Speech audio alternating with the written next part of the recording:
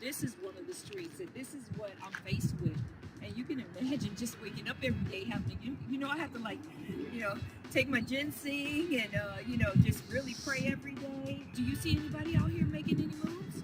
Do you see how literally we can take this whole street and turn it into home ownership?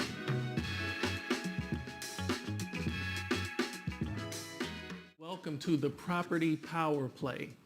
My name is Kito J Johnson, and it is right here that we empower you with the tools necessary to play the game of real estate and win. And I'm very, very excited today to welcome my guest, Adrian Wells. Adrian, thank you so much for being here. Oh, it's an honor. Thanks. You know, I have such respect for you and for what you do. You're so accomplished in so many different areas, and I'll just say, it was difficult for me to choose, like, what do we want to talk about? I got Adrian coming, so that's a win in itself, right? Yes. But what am I going to talk to Adrian about, because you're so accomplished?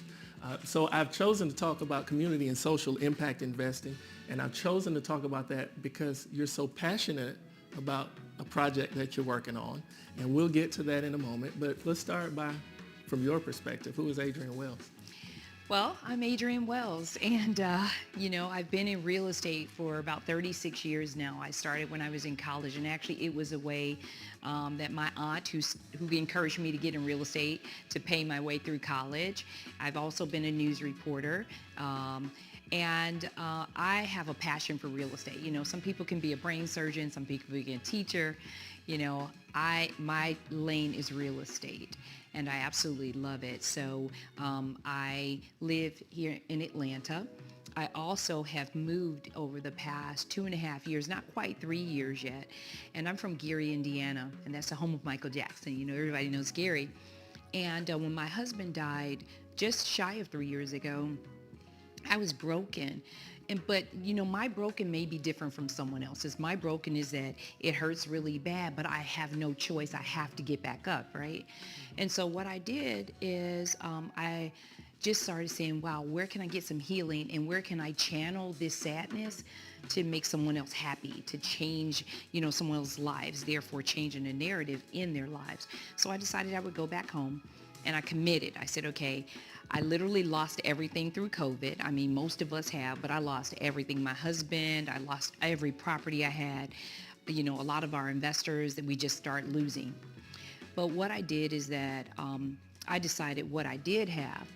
I took some of the revenue that I had here, working with celebrities, and I took it and I rolled the dice, Kito. I took what I had and I went to Gary and I said, you know what? I'm sad, I'm hurting, but I've lived a great life. Let me help other people. So I did that, and I've been there, changing the narrative there, and through home ownership, and that's me. Yeah. So in a moment, I want to get to that change in the narrative piece. But talk about your background. You mentioned it a little with the celebrities and that type of thing here in Atlanta. Sure. So being a news reporter, I was able, in having a really strong command in real estate, I was able to merge those two worlds together. So in Atlanta, everything is Hollywood of the South here. So I didn't know anyone. When I came to Atlanta years and years ago, I knew no one. But what I did know is real estate. And I know when you have an asset, and coming here and seeing how African Americans love to live well, I've never been anywhere before where people are just on it. I mean, they love to live well, so I had the asset. And I remember I was at the Four Seasons, and I was representing this condo, and I met some people in television and film. And I said, hey, listen, have you guys had an event? Let's have an event. That's my second passion. And let's honor people who are doing great things in Atlanta in television and film. And I did, and that was it. And from there, I landed Bob, and I just was been going on. And I represent these celebrities, and then I work my way up to where I just started working above the line. So those are like your main talents of all the movies or all the reality shows or, the feature films and television shows. Got it. I love it. So changing the narrative, right? Community and social impact investing. Gary, Indiana. What does changing the narrative mean? Changing the narrative, in my opinion, means you change the mindset, right? We change the way we think, then we can change the way we live, then we can grow. right? When you can change your mindset, it opens up a world of possibilities of what you didn't even think you can achieve or the way you can live. And so that's what I think of it. I don't use any other word. It's just changing that narrative, right? So that's my definition of it. So when we talk about Gary, right, certain areas have certain reps, right? And I've heard that Gary is one of the most underserved cities in the whole United States, right? Even though Michael Jackson is from there, and thank you for the tour that you gave me. But how has that been for you? Like to transition from celebrities and athletes and those types of clients here in Atlanta and the luxury that we experience here in Atlanta to go back to a Gary, Indiana. How has that been, and how have you married those worlds? Okay, so that was very, very difficult. So let's just know that I still work with my celebrity client base, right? I just can't take on as many clients because I do spend time working on the passion project in Gary. How has it been? It was extremely difficult. I'm not going to sugarcoat it. It is probably one of the most challenging tasks that I've ever had to accomplish and work on. But it's so rewarding. Just think, we're so used to dressing nice, eating at nice places, being in this beautiful place that we're in right now, right? People in smaller cities, whether it's Gary or Mississippi or wherever, they don't have those resources. So I knew that I had a strong will and a strong command to bring the resources that I've learned from all those celebrities and athletes and just living this life here. And the challenge was very, very difficult because it was their mindset. And I didn't understand it. Where I remember when I met you, we were just on the same level and we were thinkers. And you know how, I don't know if you've ever heard this saying that small minds talk about people, great minds talk about ideas. I was looking for people with great minds to talk about ideas. Now, I'm not saying that everyone there didn't do that, but I noticed that it was more talking about people than ideas and being thought leaders. So that's been my challenge. It has truly been a challenge. Yeah. For the sake of those watching, what is it that you're doing in Gary? Sure. So I decided to go to Gary because, as you said, it's been deemed as one of the, most miserable places or worst places in the world. But I see it differently. My lens see things differently because I grew up there. So I decided to go there. And when I decided to go there, I said, I'm going to start with their mindset. Gary suffers from a broken heart.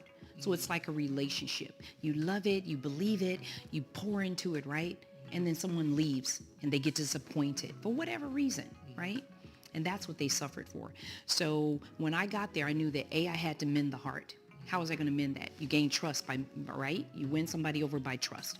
Then B, I knew that I saw a condition there that I wasn't used to living in. And that was my next goal. How do I change that narrative? So you go into a community. That's what I do. I figure out one community. And you know where I got that from? I never told you this. I'm going to tell you right now. I got inspired by you when you went to West End. And I never told you that. I literally tell everybody that story. I was like, Kito had me go to West End. I didn't even know West End existed because I'm a Buckhead, Alpharetta girl, right?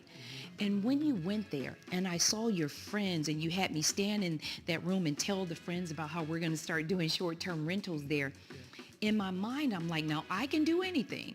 Working with celebrities, you have to put on your Wonder Woman bracelets and just make it happen, right?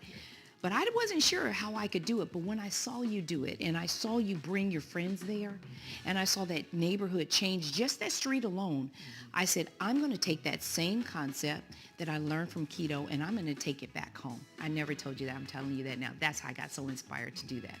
So that's what I did. I took the same concept. And I took a street, then I took the neighborhood. And what I did is that it was hard, but I got my friends over time to come there to see what I was doing. Nobody wanted to come because it's cold there, and it's not the prettiest place, but we made it pretty. And then we got neighbors involved. And then we got organizations involved. And before you know it, that whole community changed. Just maybe 2-3 weeks ago, I spoke to the police chief and he said, crime is down in that area. Wow. It's down. Wow. Yeah. And so we clean it up because a clean city is a safe city. So that's what I promote all the time. Wow, thanks for sharing that. And that's certainly a testimony to who you are as a person. Thank you. And one of the reasons I really wanted to have this conversation is a lot of our audience are entrepreneurs, right? They're doing very well in whatever field they've chosen.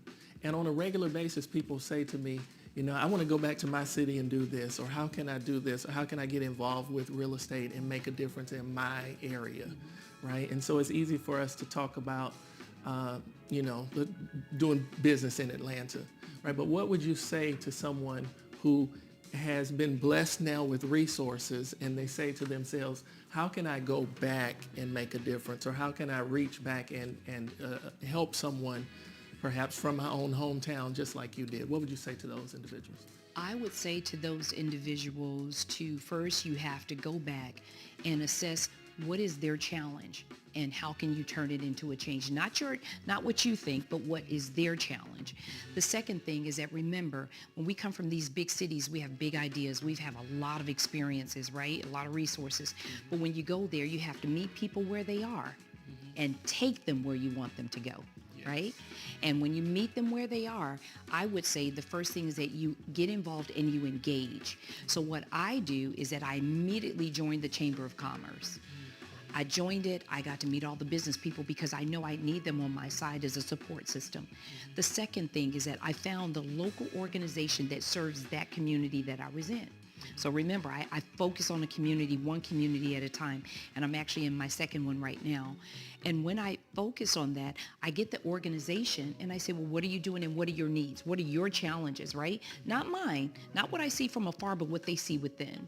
And I join that organization, I volunteer, I get other people to volunteer. And then once you do that, now you're meeting them where they are, right? Right? So now you're on the inside with them. And while you're there, you use those as now your sphere of influence for that city. And then you take them to where you want to go. And I guarantee you it's not going to be easy. But eventually, once you show them and you lead by example, then they'll eventually follow suit. I didn't get it right away. Kito, when I got there, they're like, why do you dress up so much? Why do you wear makeup every day? Why are your houses? This is too good for Gary. It's not. So then I started working on their mind. And then now, I just sell them like that. Yeah. And I'm bringing back millennials. That's the great thing, It's a wonderful thing because it's an aging population. So when you go to your own community, when you go to another community, because I've been asked to come to a couple of other smaller cities, but I got to get a couple more friends. I've been trying to talk to you guys a long time to come with me. I can't go to any other city yet without a gang of people going with me. Get involved and connect with them on their level. And the best way to do it, and the fastest way, is to join local organizations. So when I started on this street, it looked nothing like it looks now. And I remember when a wholesaler called me and told me that they had this house available for sale. And I got some advice, called to one of my partners and some individuals who were investing that I had been leaning on for some wisdom. And it was amazing the type of information I got. Like half of them were like, absolutely not. They told me this, just Interstate 20 is not far from here. You can almost throw a rock. And everyone said, that's the wrong side of I-20. Like, you sure it's in the West End, but it's not on the right side of West End. Like, for you to make a purchase over there would not be a good decision. But there was something that I felt on the inside. And I like to say all the time, like, the decisions that I've always made in real estate have been gut decisions. And if it felt right in my gut, then I move forward. And the truth of the matter is, in 25 years in this business, every time I moved based on a positive gut feeling, it worked out. And that's exactly what happened on this street. I purchased the property, and by the time it was all said and done, there were 8 investors that were a part of the transformation of this street. This house was seriously dilapidated when I purchased it. These houses did not even exist. They were vacant lots. There's an individual that had just purchased this house, or it's a duplex, and he was in the process of working on the renovation there. I've got another house that I purchased that was seriously dilapidated. And one by one, we just began to transform this street. And we're able to command some tremendous values over here. When I bought that house from the wholesaler, I paid $64,000 for it. And again, at the time, my advisors, many of my advisors were like, nah, don't do it. But I paid $64,000, and now that property appraises. In fact, just went under contract for $498,000. It's just been a few years. And when we talk about community impact investing, that's exactly what has happened here. We've got partners that have come together with one goal, and that is to make a difference in the community, to change the reality of a community, as Adrian says, to change the narrative in the community. And that's what we've done over here. We came together, we brought our resources together, and house by house, one by one, now this is a desirable street, where just a few years ago it was not necessarily a desirable street to be on. That makes sense. Mm-hmm. So tell me what a typical deal looks like for you. Okay. See, he's the deal maker, y'all. I don't know if you know, but he want to know about the deals. So for example, right now, Gary has about 12,000 properties, 6,000 of which the city owns, right? 12,000, when you're driving down the street, you see nothing but blight, right? Now, that doesn't mean the entire city's like that. So a deal for me is right now, I just had 27 properties fall into my lap. Not fall into my lap, but this person knows what I'm doing there and said, hey, I bought these off the tax sale. So you can get tax sale properties for $500 literally. That's still possible. Oh, it's still possible. In Gary it is, right? And in some of the surrounding areas it is as well. So what she said, okay. Now let me be clear, you can buy a house. You buy a house. For $500. Yeah. Now, I'm not saying the house is in good condition. I understand. Okay. I'm with you. But you can buy a house and land, and you say that all the time, just to get the land. That asset alone is worth tons. So we buy a house for $500 on the tax sale. I don't have the time to go on the tax sale. So if you bought it for $500, here's your deal. You could sell it to me for $5,000 and it's still worth it. Right? You sell it to me for $10,000 and then I'll have to see if it's still worth it. But what I've been doing is that being able to acquire them for under 10 and being able to sell them. My highest one I've sold so far, when the average price point 2 years ago was $30,000, is $175,000.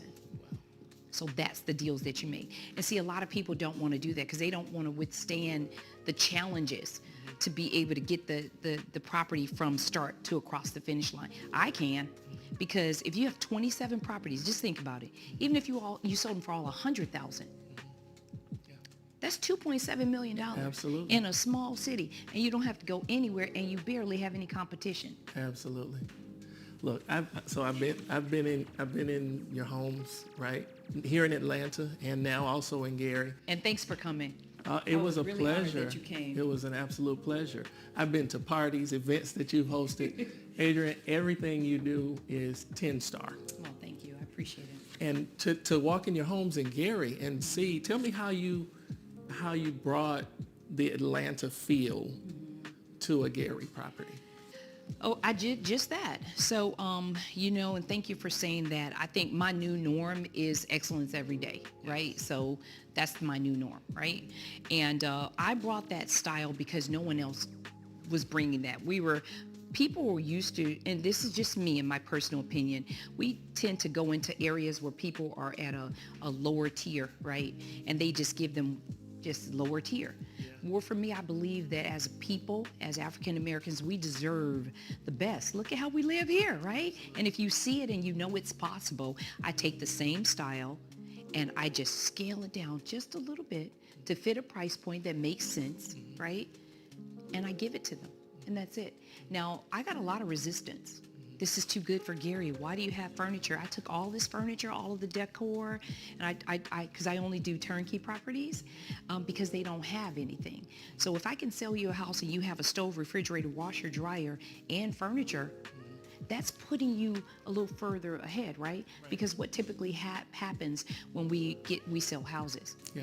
We sell it and then we go to IKEA the day after closing. They go to IKEA, they're going to buy all this stuff and they get back in debt. Absolutely. Well, my focus is that, hey, let's get you a running start. Let's give you a turnkey property. Well, guess what? You don't have to go in debt. Just focus on paying your mortgage every month. Absolutely. Focus on being a homeowner and raising your kids. And so that was the challenge that I had to think about and work on, and now we turned it into a change.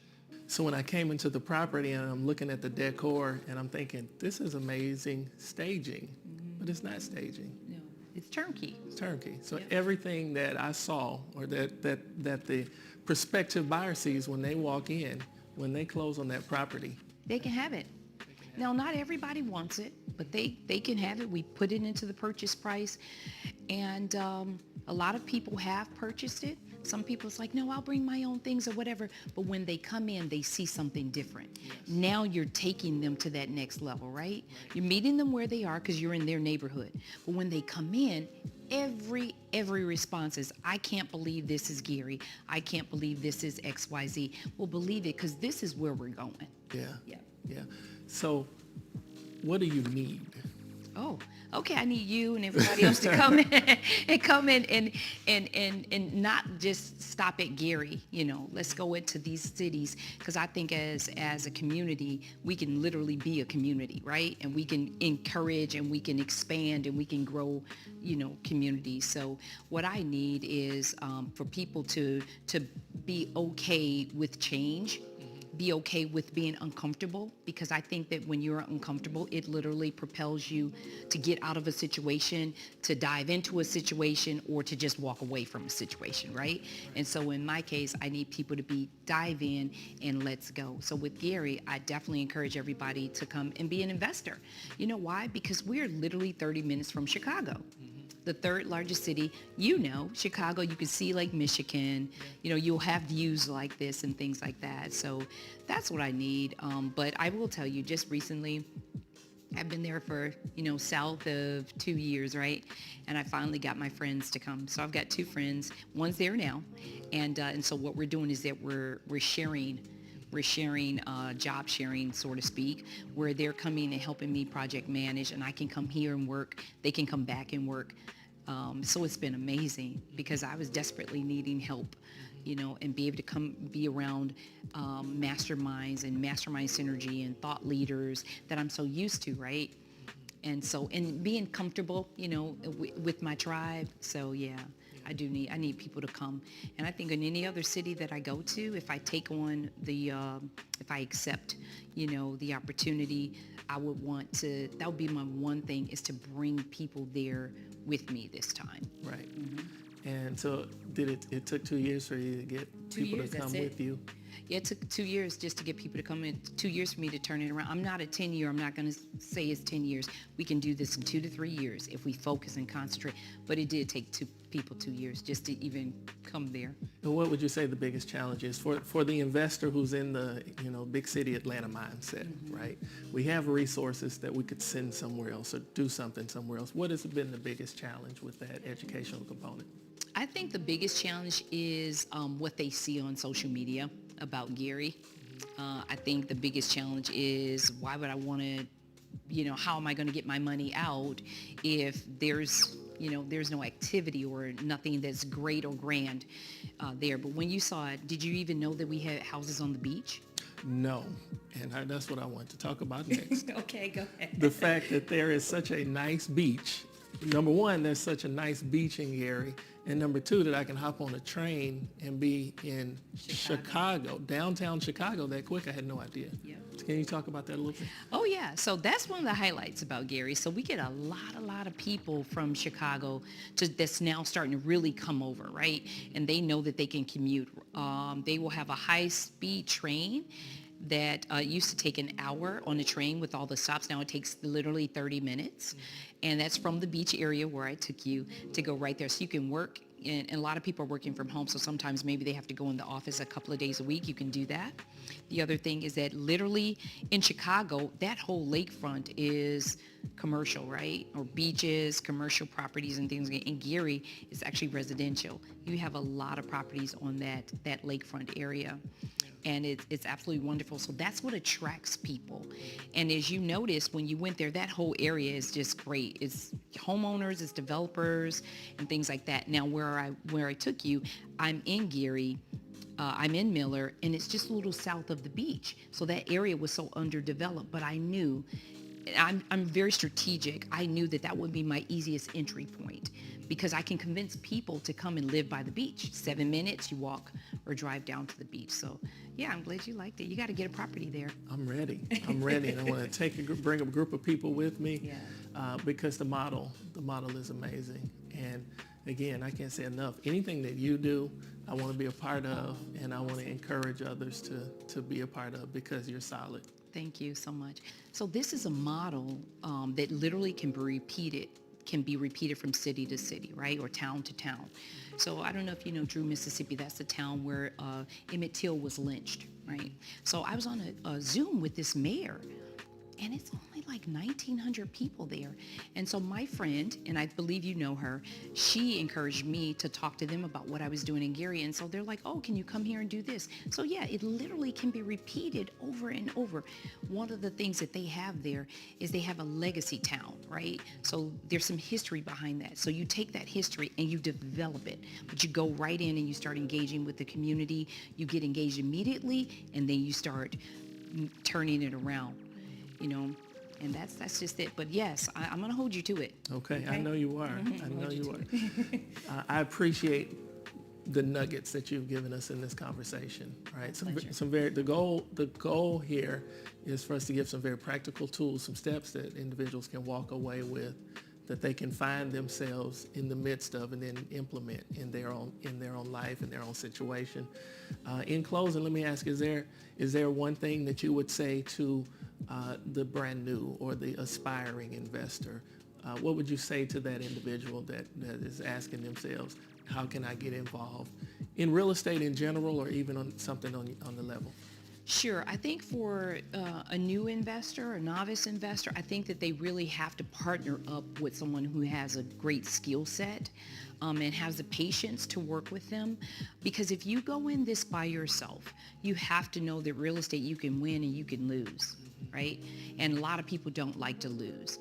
I also would say don't take your last savings and invest this, because if it doesn't work out, then you won't have anything. So partner with someone like yourself or like other people, and then that way they can take you down the path, and they can help you eliminate all of the mistakes and all of the pitfalls with it, especially when it comes to real estate, with spending money and it doesn't work out, or spending extra money and things like that. If you want to go to your hometown, the one thing I can say, or any town or anywhere, is that you've got to get engaged with the community, and organizations are the best way to do it.